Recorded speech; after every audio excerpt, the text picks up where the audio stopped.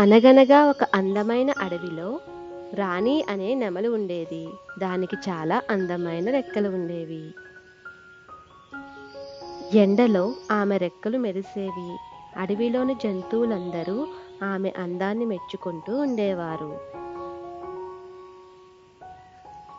ప్రతిరోజు రాణి నది ఒడ్డున తన రెక్కలను పరిచి నాట్యం చేసేది.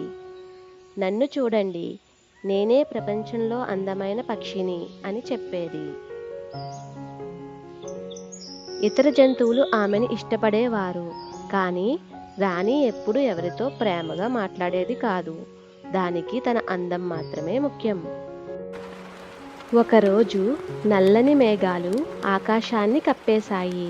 ఇక భారీగా వర్షం మొదలైంది. అన్ని జంతువులు దాక్కోవడానికి పరుగులు తీశాయి. రాణి ఎగరడానికి ప్రయత్నించింది, కానీ దాని రెక్కలు బరువుగా ఉండడంతో ఎగరలేక జారి మట్టిలో పడిపోయింది. దాని రెక్కలు బురదతో తడిచిపోయాయి. ఒక చిన్న పిట్టయిన చిక్కి ఆమెను చూసింది. రాణి ఎప్పుడూ ఆమెతో బాగా మాట్లాడలేదు. అయినా చిక్కి సహాయం చేసింది. ఆమెను లేపి ఒక పొడి చోటుకి తీసుకువెళ్ళింది. రాణి తన మురికిగా మారిన రెక్కల్ని చూసి బాధపడింది.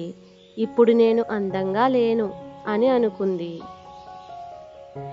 చిక్కి చిరునవ్వుతో అంది, నిజమైన అందం రెక్కల్లో కాదు రాణీ. అది మనం ఇతరులతో ఎలా మంచిగా ప్రవర్తిస్తామో అదే నిజమైన అందం అని అంది.